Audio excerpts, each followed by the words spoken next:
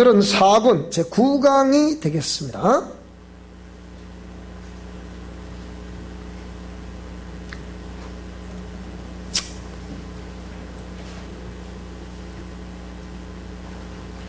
구강.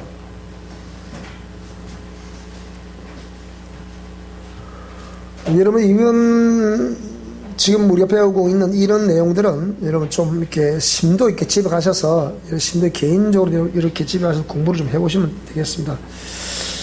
우리가 이게 성경을 읽는 거, 또 이렇게 읽는 걸 또 공부를 한다는 거, 이거 굉장히 중요한 거거든요. 그래서 여러분들이 이게 성경 읽듯이 좀 집에 차근차근 공부를 해보시면, 그래, 묵상을 좀 많이 해보셔야 됩니다. 자, 오늘 9강 영성과 하프타임에 대해서 이렇게 말씀을 드리겠습니다. 하프타임이 뭐냐? 맞죠? 네? 9강 안 맞습니까? 맞죠? 영성과 하프타임. 그 하프타임은 우리가 축구 경기를 보게 되면 전반전이 있고 후반전이 있습니다. 국제 경기 규칙은 전반전을 45분을 뛰게 되죠. 그리고 10분을 쉬게 되고 다시 후반전 45분을 또 뛰게 되죠. 맞습니까? 정문이? 그럴 것 같아. 자꾸 40분인가 45분인가 헷갈리네 또 요즘. 자, 이렇게 그런 규칙. 그래서 전반전을 뛰고 또 이렇게 후반전을 뛰기 전에 10분 쉬는 요 시간을 쉬는 시간, 그게 하프타임이라고 그래요. 박싱을 보면 1라운드, 프로복싱은 1라운드 3분을 뛰게 됩니다. 3분을 뛰게 되면 역시 또 1분을 쉬게 됩니다. 또 2라운드 하고 또 1분을 쉬고 이렇게 하게 되죠. 그래서 쉬는 시간을 하프타임이라고 하는데, 여기서 말하는 영성적인 개념의 하프타임, 이건 반드시 하나님이 우리 개개인의 우리를 향한 뜻을 담고 이 하프타임을 허락하시는 겁니다. 이 하프타임은 다양하게 우리에게 주어질 수 있습니다. 꼭 어떤 한 영역의 그런 원리로, 또 그런 상황으로 하프타임이 주어지는 것은 아닙니다. 어쨌든 간에, 그러니까 이 하프타임은 하나님과 독대할 수 있는 시간이라고 보면 되겠습니다. 근데 이 독대하는 시간을 어떻게 보내느냐 따라서 그 하프타임이 생명으로 갈 수 있는, 다시 그러니까 2라운드에서 생명으로 갈 수 있는 길이 열리느냐, 아니면 여전히 답답한 경기를 펼쳐대듯이 그런 또 삶이 또 이어지느냐. 이 하프타임은 정말로 중요합니다. 전 세계의 지도자들 가운데 보통 우리가 이제 세상적으로 표현해보면 고난을 많이 겪었다. 무량국에 지금은 고인이 되셨지만, 뭐 김대중 대통령 같은 분들 또 이 고난을 많이 겪었다 그러죠. 그 외에 또 어떤 뭐 기독교 지도자들도 고난을 많이 겪었다고 그러죠. 그리고 길이 없으면 길을 만들어서라도 갔던 우리 정주영 씨 같은 이런 분들도, 내가 지금 가는 이 길이 지금은 신장로다, 신장로. 우리 신장로 아시죠? 그죠? 신장로는 뭡니까? 시골의 논길. 이게 신장로라 그러죠. 그러니까 길이 없기 때문에 그 길 가기 참 힘든 거예요. 처음 가본 길. 우량국에 이게 조선소를 만들어야겠다는 야심을 품고 조수소를 만들어야, 배를 만들어야 되는데, 영국에서 차를 빌려 올라가니까 돈을 안 빌려준다는 거예요. 그 내가 당신을 보고 뭘 보고 당신을 돈을 빌려주게 됐냐. 때마침 정유지 무대포로 가가지고 돈 좀 빌려주세요. 내가 이제 배를 만들어 빌려주사니까 참 이 한국에 또 이쪽 개장 하나 와가지고 제가 돈을 빌려달란다 싶어가지고, 당신 뭘 보고 빌려달라고 그러냐. 당신 배를 만들 줄 아냐? 나는 만들 줄 모르지만 분명히 나야 만든다, 내가 확실히. 그러니까 얼마나 웃었습니까, 이게. 무슨 뭐 도매를 가가지고 여덟 할 겁니다 이래도 뭐 할 텐데 와서 다짜고짜 돈을 빌려달라 하니까. 그러니까 생각이 뭡니까? 딱 보니까 호주머니에 지폐가 하나 있더래. 지폐에 뭡니까? 거부세에 딱 걸리는 거를. 이거 보라고. 이게 뭐가 있냐고. 이게 우리 거북선이란 건데, 우리 조상이 만든 배다, 이거. 그 내가 못 만들 줄 아냐? 그러니까, 그래요? 그래, 그럼 한번 빌줄게. 이래고 지금 조선소를 만들었다잖아요. 그게 현대 미포조선이에요. 아침에 내가 또 우리 또 글을 제가 요즘에 새벽 3시 되면 잠이 잘 안 와요. 그래서 계속 글을 쓰고 있는데, 우리 또 이제, 영혼은 들꽃보다 귀하다. 이겁니다, 이거. 여기 있죠, 이거. 여기 보입니까, 혹시나 이거. 이 책인데, 이 책에 지금 이제 이게 아침에 이 책을 또 쓰고 있는데, 이 책 제목이 뭐냐? 이 책 제목이 영혼은 들꽃보다 더 아름다운 것이다. 이 제목이거든요. 이 제목인데, 이 책을 쭉 쓰고 있습니다. 이렇게 쓰고 있는데, 아침에 내가 뭘 썼냐? 아침에 뭘 썼냐 하면, 왜 이거 나오나? 이 물질에 대해서, 이 여러 가지, 이제, 제목을 가지고 책을 쓰고 있는 중인데, 이 책은 참, 제가 볼 때는 이는 역작이 될 것입니다. 왜 그러면, 왜 사람들이 기독교를 박해를 하고 예수 믿지 않는가? 이거는 딴 거 없습니다. 지금 우리 다시 말하면 이 국가적으로 지금 보통, 우리 한국이 보통 이게 아니거든, 사실요. 국제로 외교 왕따를 당하고 있죠. 이게 남북 통일이 되면 될까? 남북 통일 그냥 됩니까? 젊은 친구, 배불뚝이는 자꾸만 미사일 쏘제끼지. 근데 이걸 남북이 하나 된다고 누가 뭐랍니까? 그 자유민주주의로 하나가 통일돼야 되지, 공산주의 통일되면 안 되잖아요. 이런 문제. 그래서 이렇게 이제 이런 것들하고 글을 쓰고 있는데 지금 제가 이제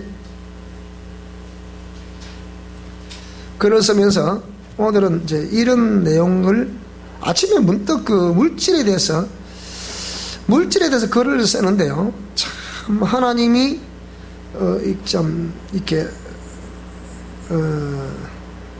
놀라운 내용을 주셨어요. 놀라운 내용도 아닙니다. 그게 뭐냐면, 잘 보세요. 이런 것들이 막 나옵니다. 기독교인 제사 문제도 나오고요. 기독교에서 불교로 종교를 바꾼 사람들 얘기도 나오고요. 그 다음에 주역에 대해서도 나오고요. 부적을 곳곳에 붙였던 사람도 나오고요. 이 귀신이 무서워서 교회 못 나왔던 사람도 이또 나오고, 남녀 혼인교를 일평생 믿는 사람, 그 다음에 천리교를 포기하는 사람, 이 다 제가 겪었던 겁니다. 이거 전부 다. 제가 하나도 안 겪었던 하나도 없어요. 직접 겪었던 것이니. 그 다음에 대순진리를 따르는 사람들, 연말연시 점집의 VIP들이 다 기독교인들 사실, 이 아이러니한 일이죠. 그 다음에 네트워크에 빠진 사람들, 누가 네트워크를 하게 되는가, 이런 것도 많이 나와 있습니다. 그 다음에 시대의 영웅에 빠진 사람들, 그 다음에 욕심 많은 기독교인들 때문에 교회를 나오기 싫다는 거예요. 한 영혼이 귀한데, 그 인간의 기본 욕구, 또 아침에 여기 나왔어요. 새벽종이 울렸네, 새 아침이 밝았네, 너도 나도 일어나 새 마을을 가꾸세, 살기 좋은 내 마을 우리 힘으로 만드세. 그러면 딱 울리면, 여섯이도 울리면 이 여름 우리 방학 때 빗자루 나가야 됩니다. 동네 쳐서 나가고, 우리도 내가 했거든요. 이 이유가 있어요. 일이 나온 문제. 그 다음에 잘 살아보세, 잘 살아보세, 우리도 한번 잘 살아보세, 검수나 강산 어이없은 나라 한 마음으로 갖고 가며. 기억나요 이거 좀 더? 다 기억나네요. 우리 한국 사람 좀 뭔 소린가 거기에. 기억나요 혹시나? 하여튼 이런 노래였습니다. 이게 왜 했냐? 이게 전부 다 잘 살아보자는 거예요. 여기 잘 안 살고 싶다면 누가 있어요? 저도 잘 살고 싶어요. 지금보다 훨씬 더 나은 삶을 살고 싶어요. 여기까지 해놓고 이제 대충 넘어가야지. 그래, 이런 내용들을 아침에 새벽에 이제 계속 읽다라, 우리가 교회 밖에서 항상 여러분 보세요. 교회 밖에 사람이 교회를 어떤 시각으로 바라보는, 이게 중요하거든요. 그런 관점에 한 영혼이 최고도 귀한데, 우리가 여러분 교회 오는 한 영혼들을 예사르기거나 그것들을 내 말과 내 실수 때문에 교회 못 나게 만든다. 이런 철저히 얘기해야 됩니다. 이거 얼마나 저 그저께 서울에 제자가 한 사람 학교를 안 오겠다 그래. 왜 안 오냐 하니까 또 저를 걸고 넘어지는 거야. 또 원장님이 물질을 요구해서 나오기 싫대요. 네, 하도 기가 차서. 이 학생이 학교 나온 지 한 2주 만에, 우리 가르쳐주는 영성실 원리도 딱 해보니까, 강하게 해결기도 하고, 끊고, 이 보혈사 오고 하죠. 막 넘어오지, 이렇게 막 울렁울렁 넘어오죠. 그 다음에 또, 막 끊으니까, 자기가 희한한 현상이 벌어지죠. 자, 그러면서, 자기가 늘 그렇게 해결되기를 갈망했던 부분에서 차차차차 이렇게 이제 문제가 매듭이 풀어지기 시작하니까 자기도 와, 너무 신기하네요. 그래, 보고를 하는 거예요. 그래서 내가 그랬어요. 당신 정말 하나님께 감사해야 된다. 이렇게 짧은 기간에 이렇게 되는 법이 별로 없다. 근데 이렇게 될 수 있는 하나님 은혜다. 정말 감사하다. 이리 말했거든. 그래 말했더니 뭐라냐. 원장이 물질을 요구한다. 그래서 오기 싫다요. 그래, 오지 마라 그러면. 오지 마라 그랬어요. 그러려면 오지 마라. 왜 그러면 우리가 이렇게 정말 잘 돼 보려고 하는 건데, 이런 것들이 이 눈에 보이지 않지만 영적 세계에서 벌어지는 모든 일들을, 제가 우리, 이렇게 자꾸 학생 많은 사람들을 만나다 보니까, 이 사람은 이런 상담, 저 사람은 저런 상담을 하죠. 그리고 제가 이렇게 얘기합니다. 그런 부분들에 대해서는 이렇게 하나님 딱 기도하고 하나님 말씀하시면 항상 말씀하죠. 기름은 딱 하다 하나님 말씀하시면 또 말씀 주죠. 이런데 아직 이 사람들은 나름대로의 어떤 자기의 기도의 원리, 또 자기가 지금까지 들었던 어떤 그런 지식, 또 나름대로 어떤 또 겪었던 나름대로 어떤 그 무엇 다 자기 나름대로의 그것이 옳다고 얘기합니다. 내가 다니는 교회에서 우리 거기서 배운 이런 내용들, 이건 선지식 가지고 이게 다 옳다고 생각합니다. 다시 내가 묻겠습니다.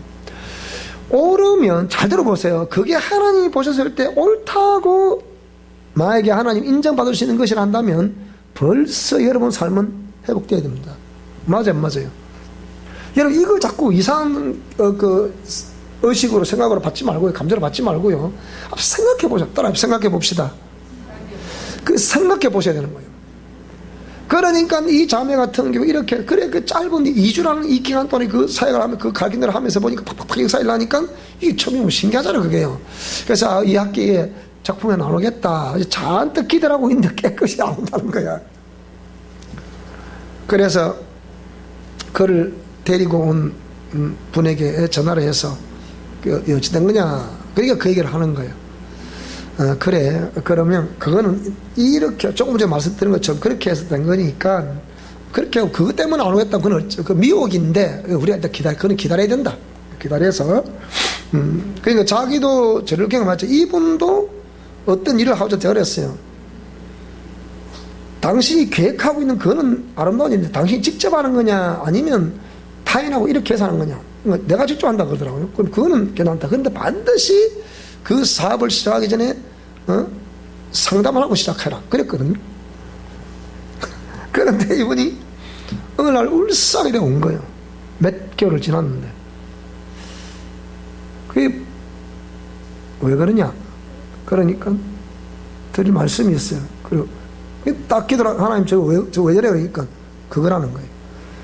그럼 내가 분명히 상담을 하고 있는데 벌써 일이 터졌구만. 그러니까 고개를 푹 숙이고.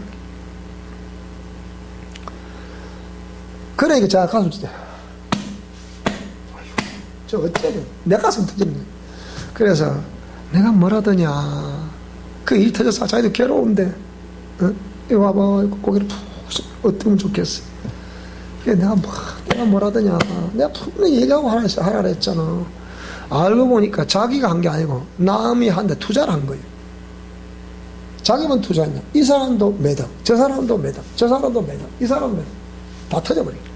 전체가 100억이 되는 거예요. 그래 그분은 형사 들어가 버려가지고 7년을 산다나 어쩐다나 7년 살아가지고 그러면 그 100억 다 어디다 썼겠어. 생각해보라고 여러분.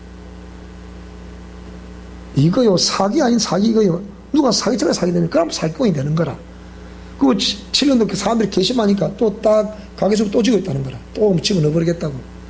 그럼 평생 그 사람 감옥에 살아야 돼. 나이가 60몇이라 하는데. 자, 이런 얘기. 그러니까 또 한 사람에게는 그랬어요. 딸의 문제, 딸이 나이가 50인데, 참, 이렇게 또 결혼을 해야 된다는 거예요. 그래서, 그 한 사람이 있는데, 목사님 어찌 생각하세요? 그다 내가 그래서, 권사님이 기도 많이 하시면 나한테 왜 묻습니까? 그러니까, 그래도 원장님께 묻는다. 하지 마세요. 하면, 분명히 큰 피해를 입습니다. 그랬거든요. 네. 그래갖고, 네. 대답이 시원찮네. 그래서, 보고 있었더니, 또 이제 몇 개월 지났는데, 목사님, 드릴 말씀이 있어요. 또 뻔하잖아요. 왜요? 그러니까. 딸이 상담을 좀 해야 되겠는데. 그럼 뻔하잖아, 그게. 그럼, 했어요? 그러니까. 벌써 결혼식 올려버렸다는 거라. 왜 그 상담하려고 하느냐? 나 결혼식 올리는 줄 몰랐거든요. 자기는 나름대로 기도하는 사람으로서 기도하면 하나님 하라 그런데. 저는 분명히 하나님 하지 말라 그랬거든. 본인이 하라 그런데. 그래 했어요. 또 터져버린 거라. 그냥 터진 거 아니고, 결혼한 지, 보름 좀 지났나. 얼마나 싸움을 했든지, 갈비뼈 3개가 부러지고, 또 여기가 부러져.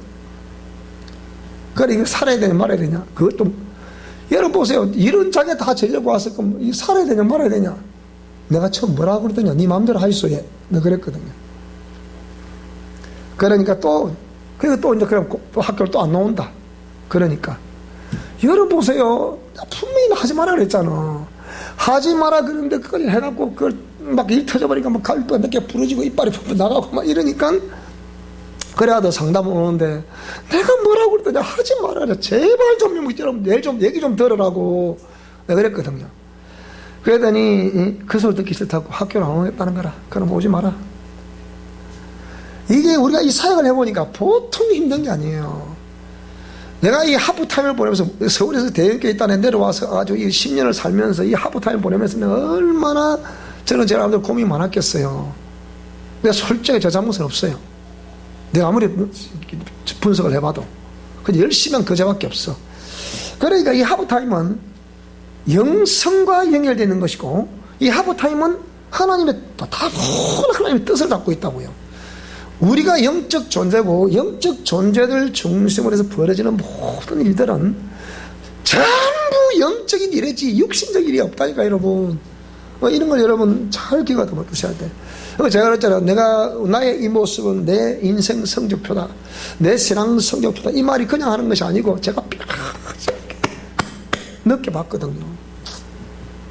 물론 우리 가문의 우상 숭배 그리고 저의 잘못 또 그런 것 때문에 있겠지만 그렇지만 그래도 하나님 말씀대로 살려고 몸부림치고 나름대로 제가 아버지로부터 물려받은 게 없기 때문에 성실 하나 건강과 성실 하나 이것만 가지고 성부를 보려고 하는 사람인데 세상은 냉철하다고요.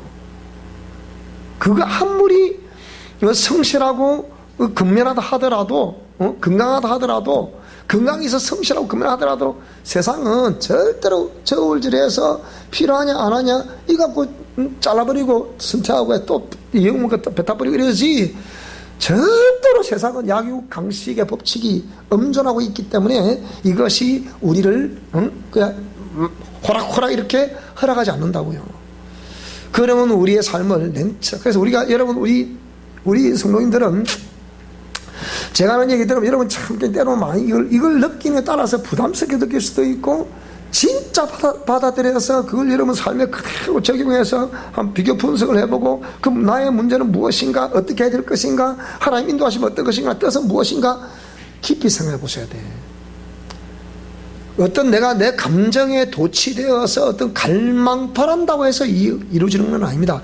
모든 일은 반드시 질서가 있고 순서가 있고 그대로 풀어지는 것이지 그대로 안 풀어지면 안 됩니다. 그러지 않겠어요? 일이 꼬이면 꼬인 계시록 있는 말씀처럼 어디서 에베소 교회 어디서 네 첫사랑을 잃어버렸냐 그걸 회복하라. 어디서 잃어버렸는가 추적을 해서 그 지점에 다시 회복하라는 거예요. 원점에서. 그러면 이런 개념에서 오늘 저와 여러분들이 예수 믿기 전에 나의 삶을 나름대로 살아왔어요. 그래서 우리가 옛사람과 자아중심으로 삶이라 했잖아요.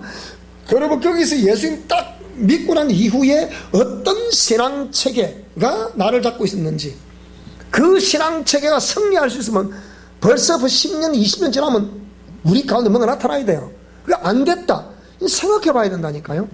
그 정도로 우리가 영적 존재이기 때문에 내 주위에서 벌어지는 모든 영적인 삶에서 일어나고 있는 눈에 보이지 않지만 강력한 파워게임, 영적 전쟁이라고 그러죠. 그래서 우리 삶 자체가, 우리 아까 광고 때 얘기하듯이 이게 자체가 영적 전쟁입니다.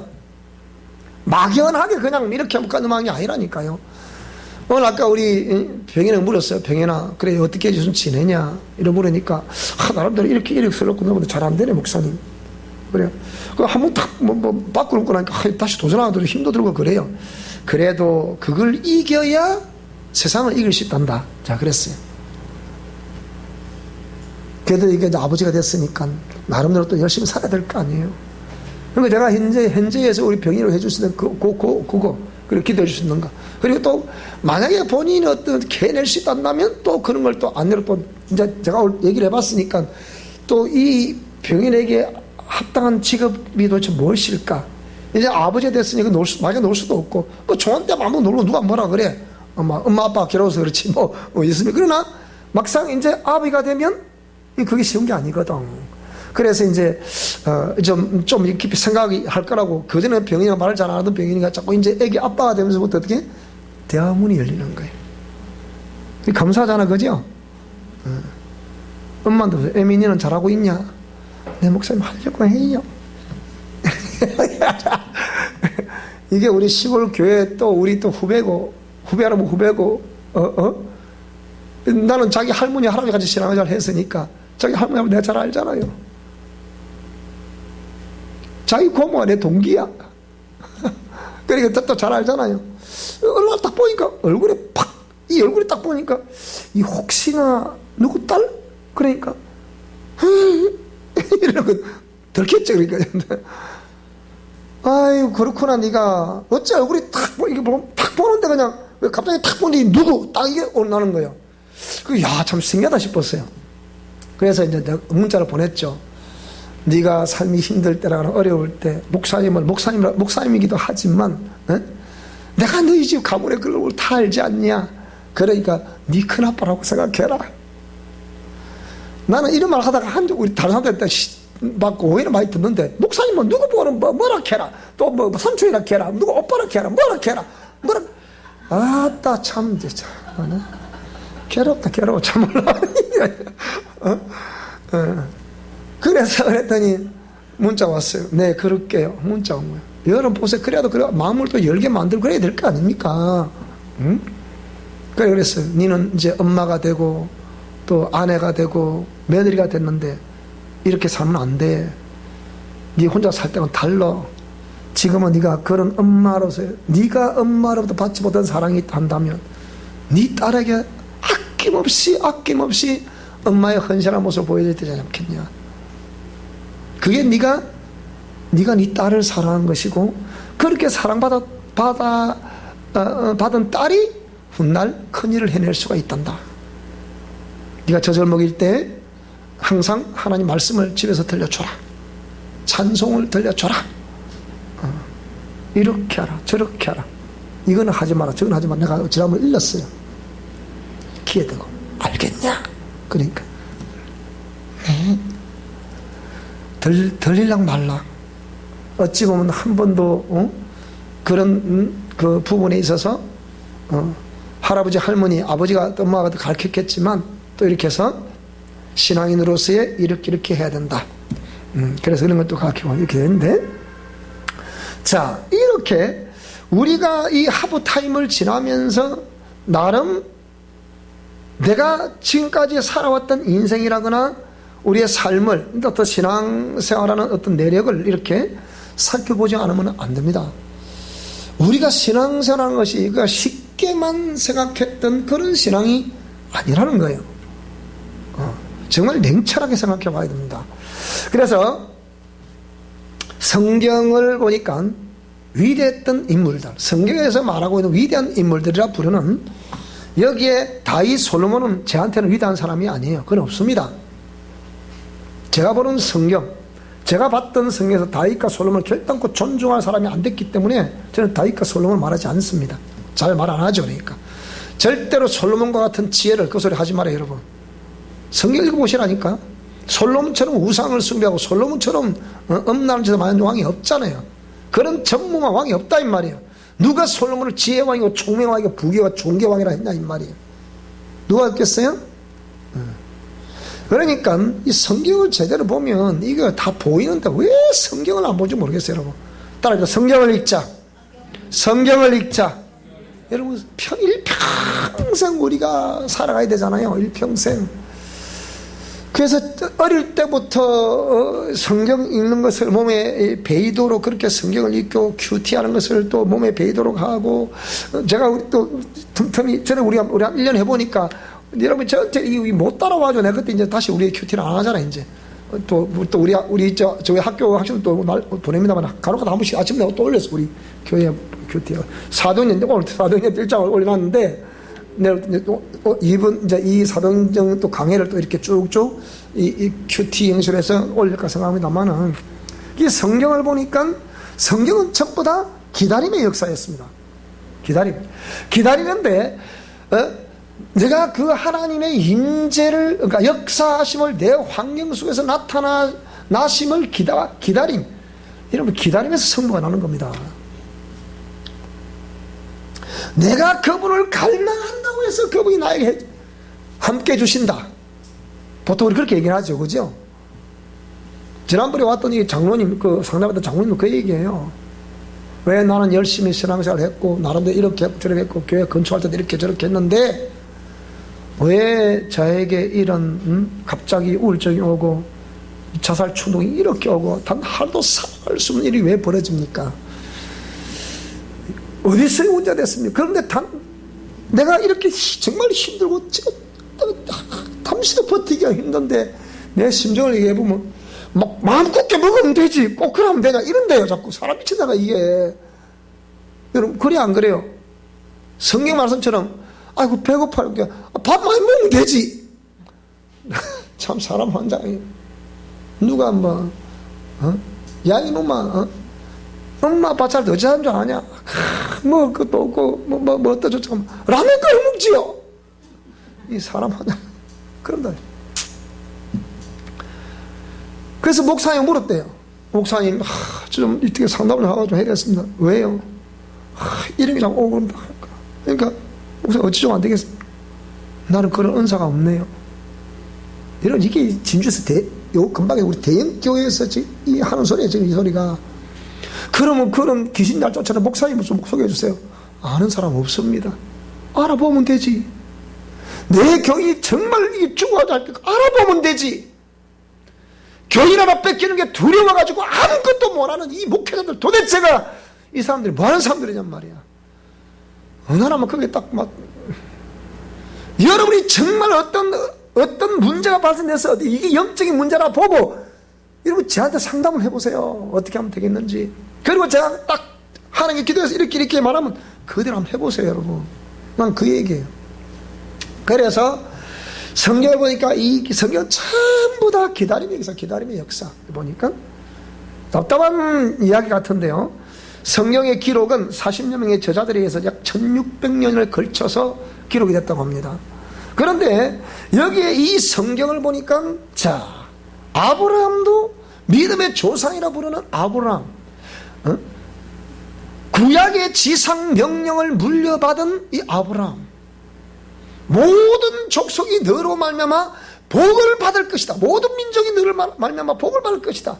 라고 최초로 하나님께로부터 지상 명령을 부여받았던 구약의 지상 명령을 받은 아브라함. 근데 그 아브라함이 그냥 그 명령을 받고 그로부터 바로 역사 이루어졌냐? 그렇지 않더라는 거예요. 본토 친척 아버지 집을 떠나라 하고 명령을 받은 사람은 데라입니다. 데라. 아비데라예요. 아비데라가 이 이제 본토 친척 아버지 집을 떠나라. 왜? 데라는 우상을 만드는 자였고 우상 숭배하는 자였잖아요. 근데 떠나라. 그래서 떠납니다. 떠나서 갈 바를 알지 못하고 갔다. 막연히 어찌 보면 막연히 가는 거죠. 그런데 가라니까 일단 나선 거예요. 여러분, 이게 중요한 겁니다. 그럼 뭡니까? 뭘 어떻게 하라는 겁니까?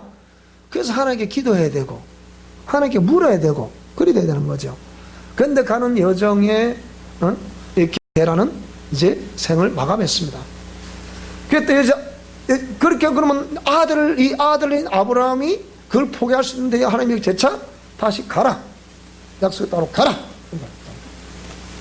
그래서 아브라함이 75세 갈대아 우르를 떠났는데 그 약속의 땅으로 가는 과정 속에서 결국은 끝에 하나님은 알고 보니까 그 약속은 누구를 허락하시겠다는 거냐. 알고 보니까 이삭을 주시겠다는 것이었다.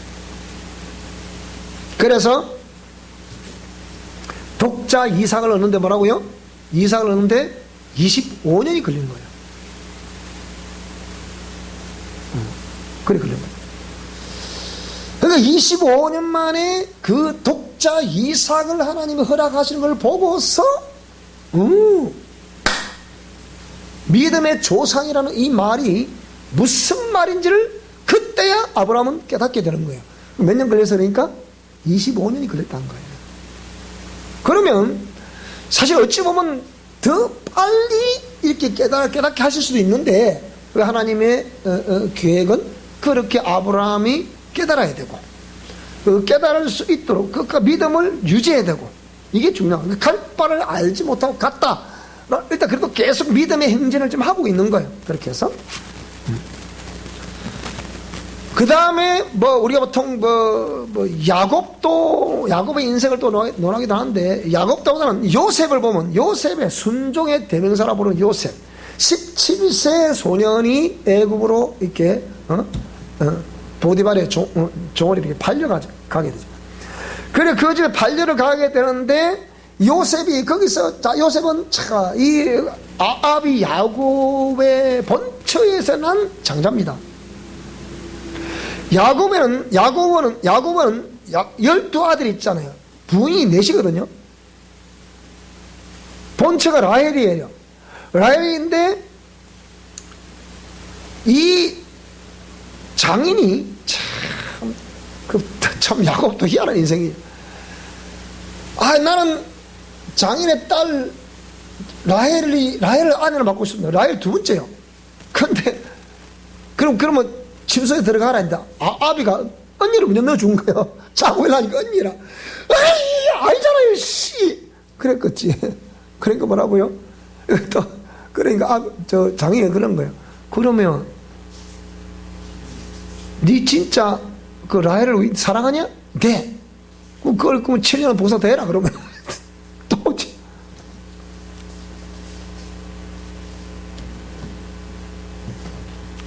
그 야곱은 14년 만에 라헬 통해서 결국 누굴 낳아서 결국 거기서 요셉이 탄생하는 거예요.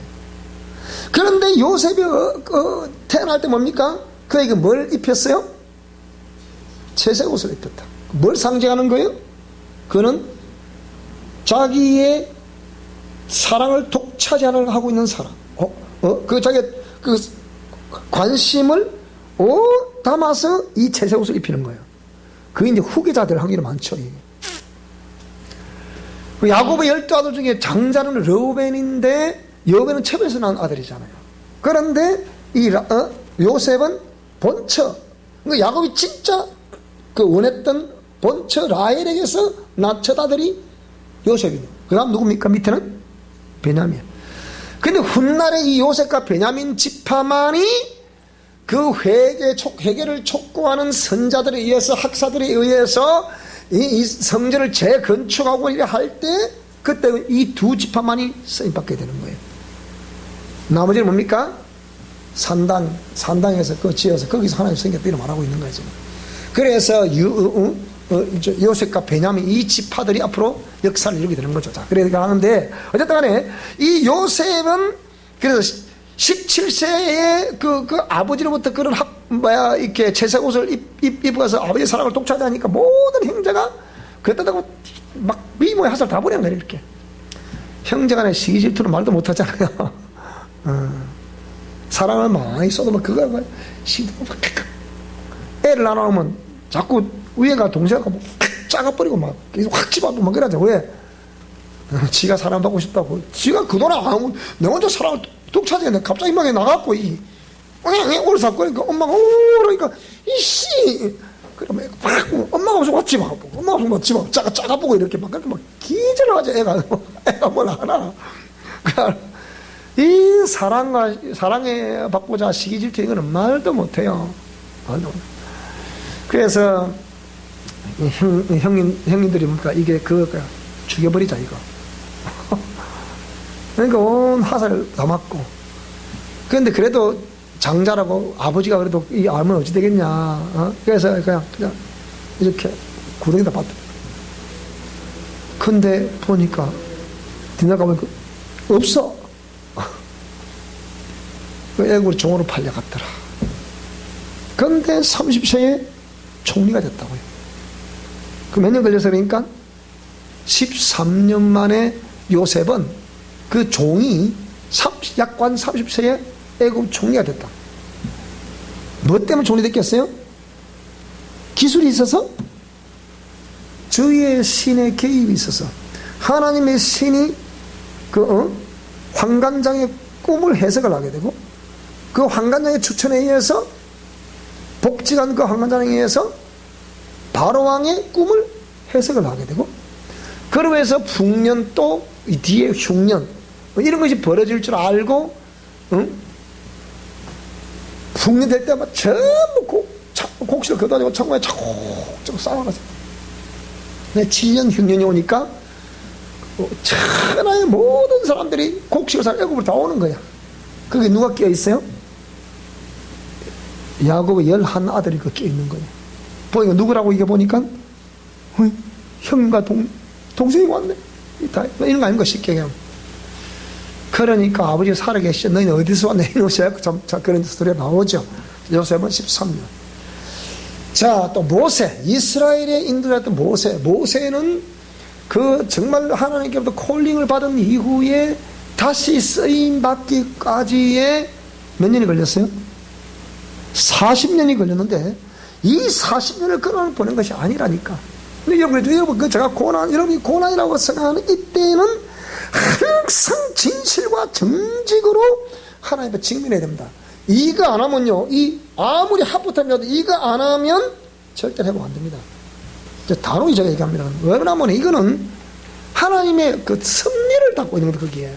그러니까, 자, 모세는 근데 왜 40년을 그걸 보냈겠습니까?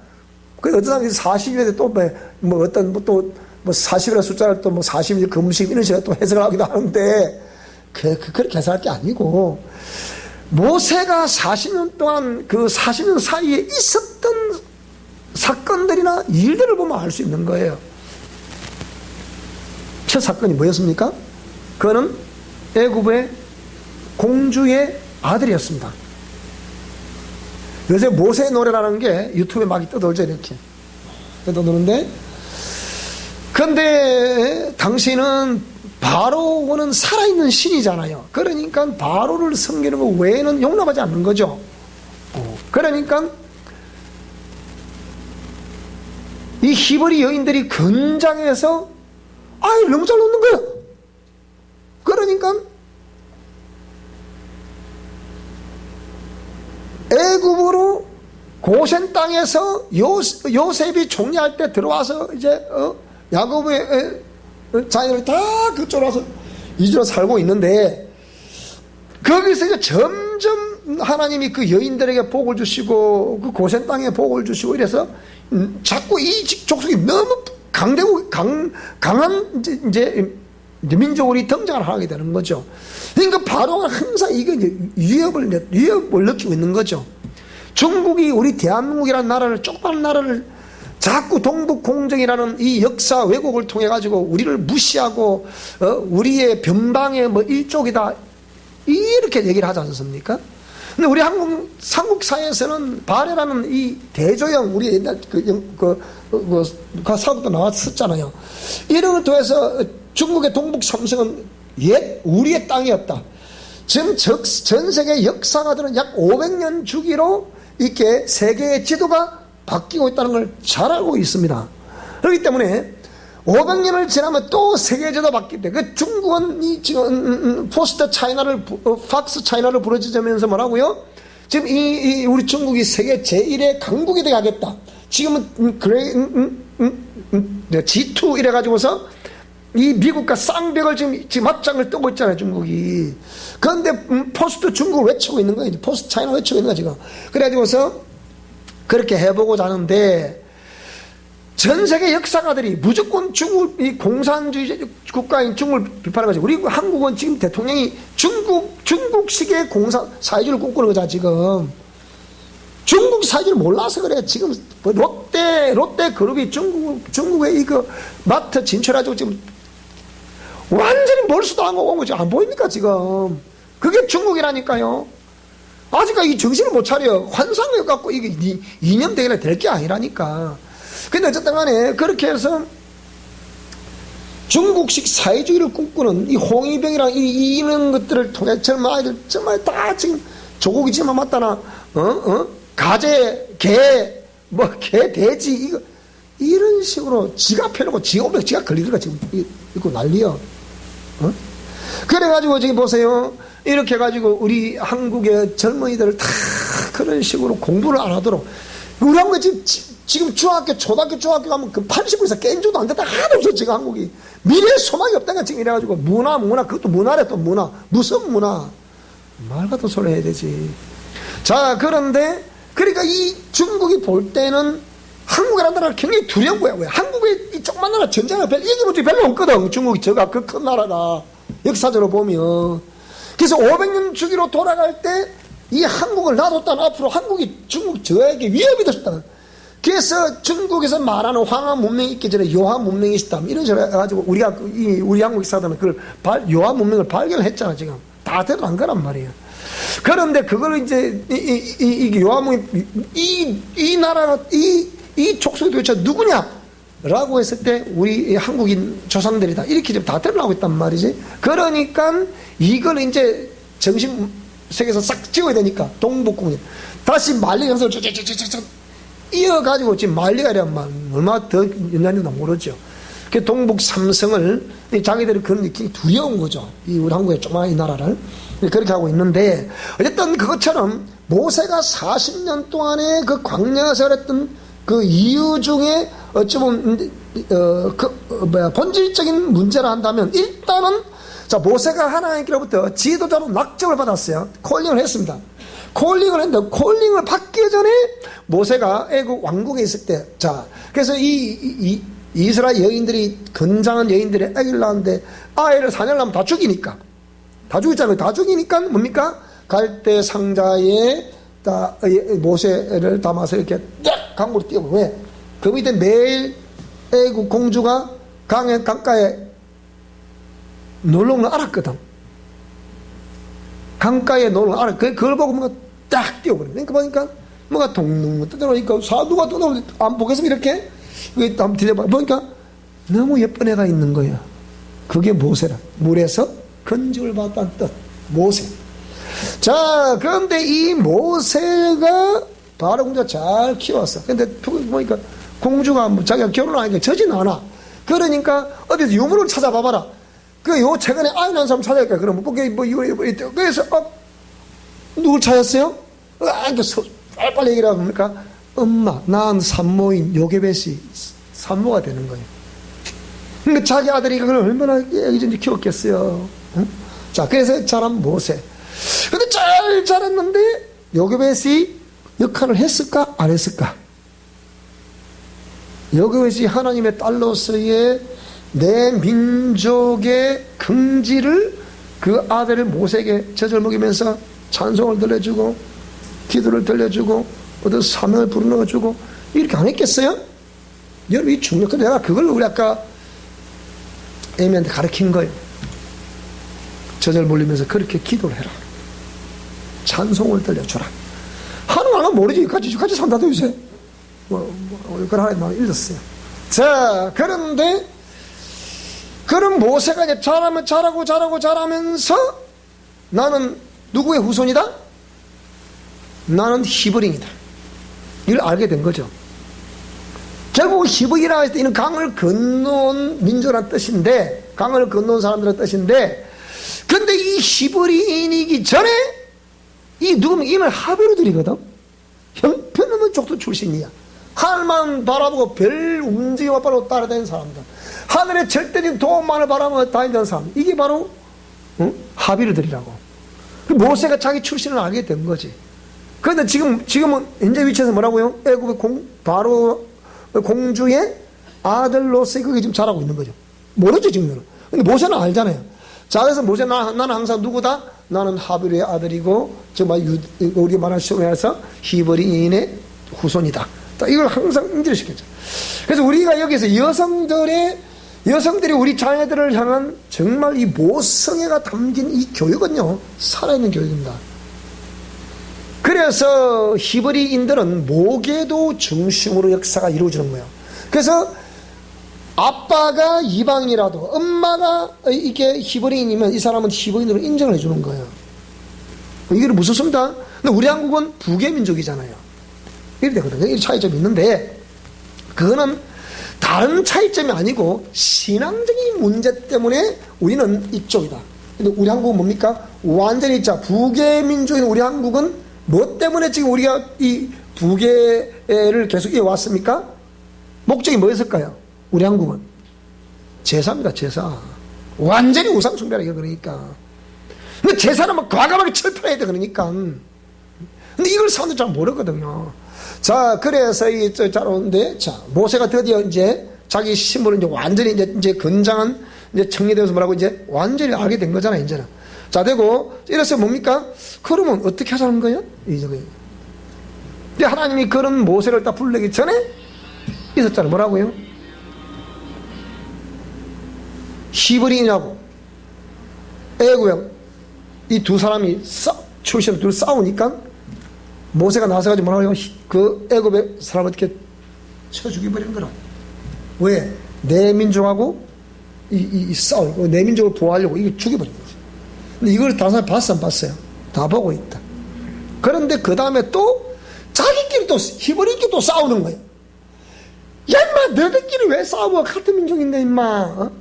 모세는 자기가 히브리 씨를 가진 사람이지만 지금 어디 자라고 있어요? 애굽에 자라고 있었잖아. 그 애굽의 모든 문화 알아요 몰라요? 알아요. 근데 자기가 하나님이 이 사람을 이렇게 이런 어떤 의식을 갖기까지 아직 하나님이 콜링기 전입니다. 그 이 갖기까지 누구의 영향이라 봐야 되겠어요? 그 어머니의 영향이란 말이야. 그럼 니는 히브리인이야 하나님을 섬겨야 돼 하나님을 섬겨야 돼 이걸 쫙 강조 안 했겠어요? 그걸 딱 가지고 자라는데, 그러니까 어릴 때부터 이런 교육을 받고 자라야 우리 학생들이 계속해서 내가 하나님을 섬기고 살아야 되겠구나. 이런 거라니까요. 그 제가 우리 명의도 정의도 있고 하지만 자꾸 엄마 아빠가 가르치는 이거 거기 있는 거예요. 무조건 놔도 되는 게 아니라니까. 서장훈이처럼 놔도 되는 것이 아니라 가르쳐야 된다 그러니까. 가르치게 만들고 땀을 흘려야 되더라. 이걸 가르쳐야 된다는 거예요. 놔두니까 하는데 개판이 되는 거야. 어디 가보면 뭘 놔둘 건데 뭘 배울 건데 어디 아무것도 없는 거야. 어디 가보면. 근데 김재동이는 자꾸 놔두라 왜 놀고 싶은데 왜 자꾸 괴롭히냐. 그게 놔두지. 그게 뭡니까? 선전선동가들에 의해서 극소수의 선전선동가들에 의해서 다 우리 젊은이들이 지금 아무것도 할 수 없는 사람들을 만드는 거란 말이에요. 그와 같이 어머니가 그렇게 철저히 교육을 시킨 거예요. 그러니까 그걸 하나님 아시겠어요? 모르시겠어요? 아시는 거죠. 그래서 자기 민족끼리 싸움을 하니까 막 얘기해서 왜 싸우는 거야? 그러니까 그 중에 아니 자아가 충천한 사람들이 뭐라 그래요? 어이 니 쟤때 보니까 내가 모를 줄 알아. 내가 다 봤다. 이러네 또. 니 그때 그 쳐주게 되면 오늘 그럼 내를 쳐줄 기란 말이가. 누가 그 얘기했겠습니까? 진짜 가해자가 그 얘기했겠어요? 피해자가 그 얘기했겠어요? 가해자가 그 얘기했겠지. 분명히. 그러니까 왜 너끼리 우리 민족끼리 왜 싸우냐 이 말이야. 그러니까 이 가해자가 딱 지가 죄를 전해 놓으니까 동놈이 지발 저린다고 뭐라고요? 그 주위에 막 이렇게 막 그러니까 모세가 이제 어떻게 도망을 가는 기사라니까 들통이 나니까 자기 식물도 쏟아놔버린 거죠. 자, 그래가지고서 모세가 이제 광야를 나가게 되고, 그게 뭡니까? 그래서 이제, 자, 드디어 이제 40세 이제 하나님께서 콜링을 받게 되죠. 모세야, 모세야, 당신은 누구십니까? 나는 만군의 주 여호와 하나님입니다. 당신 누군데요? 나는 스스로 있는 자다. 스스로 있는 자가 뭔데요?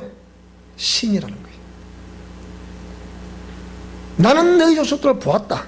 그리고 잘 들어보세요. 나는 너희 족속들을 보았다 했을 때 이 하나님의 음성은 어찌 보면 누굴 의미하는 걸까요? 누구에게 약속하신 것을 지금 상기를 시키는 걸까요? 그렇지, 아브라함이에요.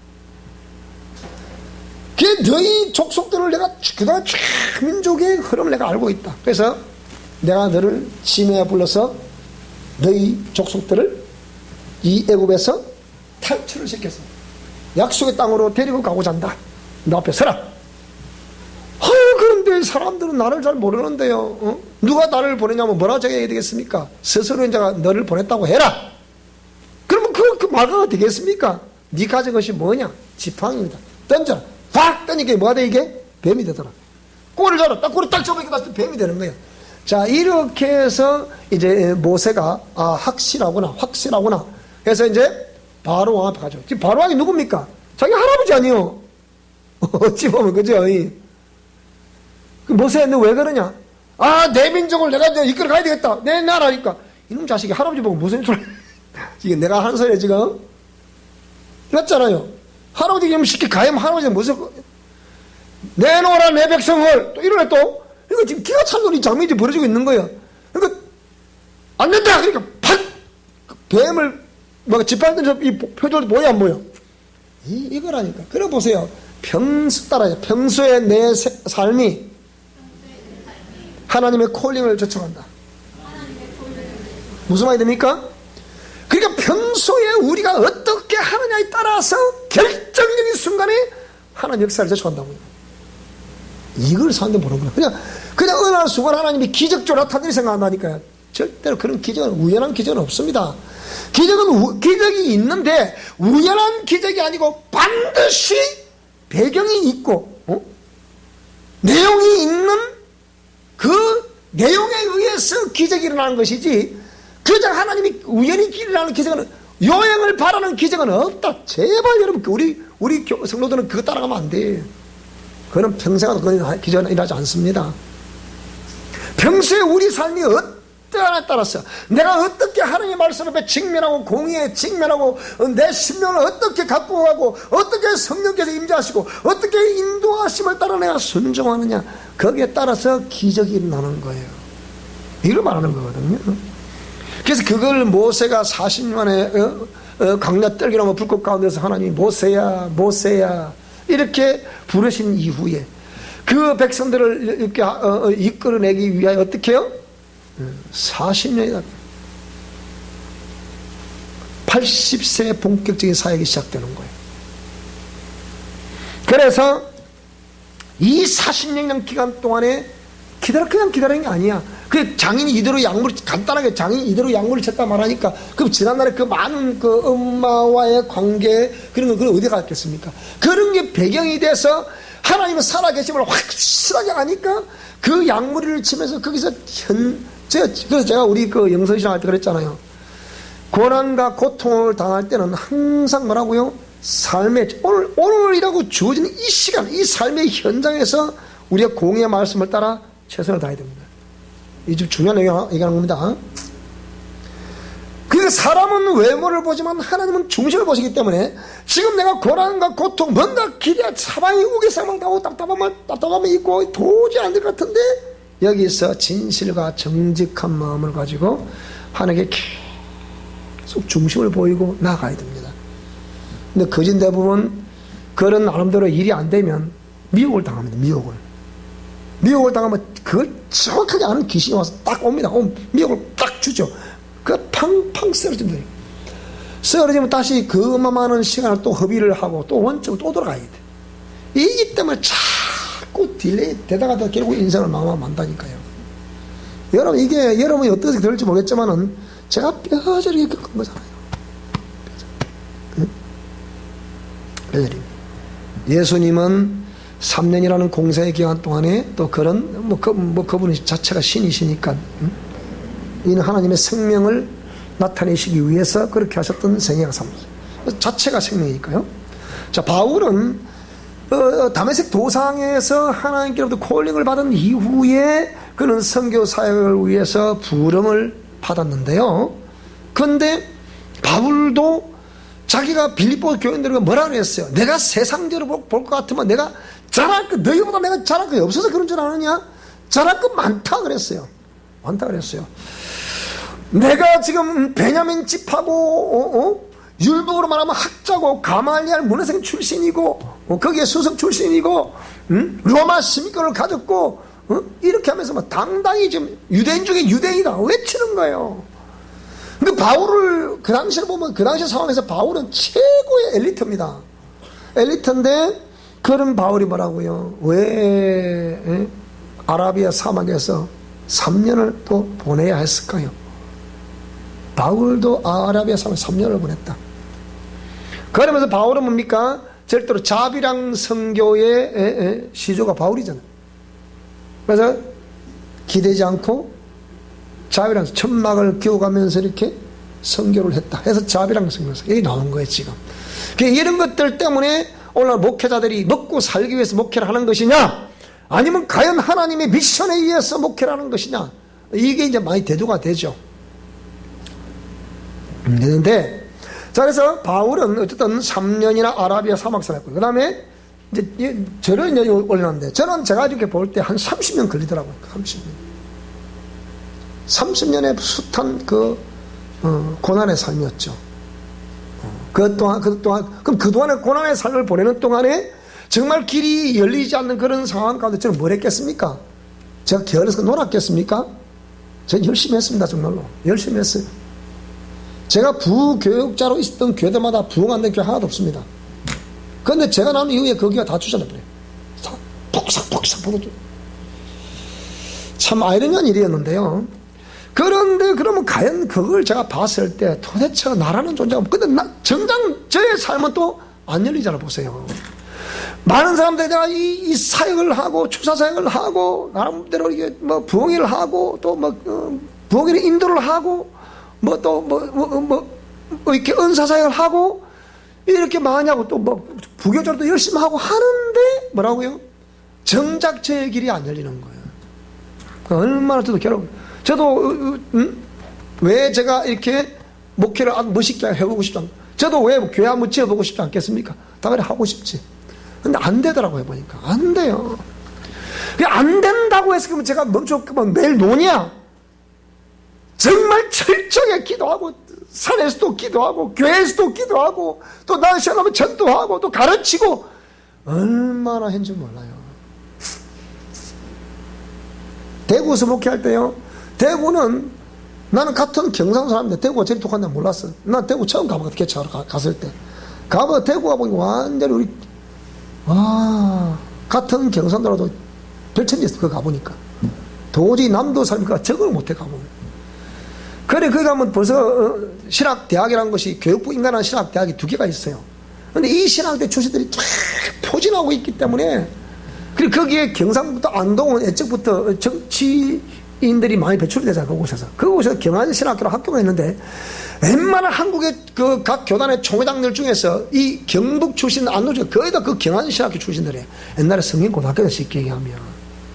근데 이 출신들은 지금 김상한 목사도 거기 출신인 김진호 목사도 그쪽 전부 다 그쪽에 지금 다 옛날 김기수 목사도 그쪽에 최 무슨 목사 그것도 그쪽 하여튼 그쪽 경안신학교 안에 이 총회장이 한둘이가 아니야 지금 억수로 많습니다.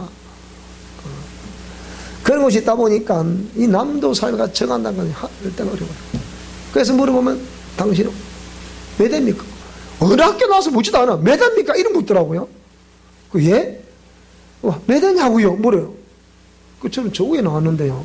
저 위에 정신 안 나는데 왜 그거 말로 안 해? 그다음부터 그게 우습더라고요. 그게 대구라.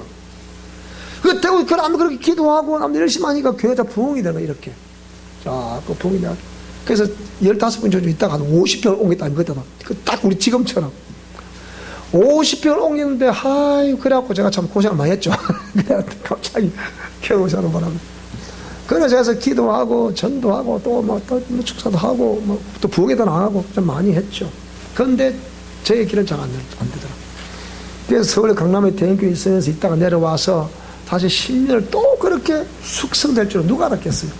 그 10년 보낼 동안에 또 가만히 보내느냐. 그때 끊임없이 또 기도를 하면 또 기다리고 묵상을 하고, 그리고 또, 그게 다 있었던 것이 책으로 좀 다 나오는 거죠. 이렇게. 그게, 이때, 부름받아서 지금, 그 40년 이상 신앙생활 하는 동안에, 뭐라고요? 이게, 기다림이었어요. 기다림. 그러니까, 그런 기다리는 가운데 하프타임이 딱 주어졌는데, 이 하프타임을 역시 또 어떻게 보내느냐에 따라서 내 남은 미래의 삶이 하나님의 손길에 사로잡히느냐, 아니 그것으로 끝이 나느냐, 그게 달려있는 거예요. 그러니까 여러분, 내가 하프타임에 놓여 있다고 생각이 되고, 뭔가 아직 내가 하나님께 해야 될 어떤 이루어 가야 될 그거 뭔 미션이 있다고 생각이 되는데, 이게 아직 이루어지지 않고 있다 생각한다면, 지금부터라도 여러분 진실하고 정직하게 하나님께 기도하면서 기다려요.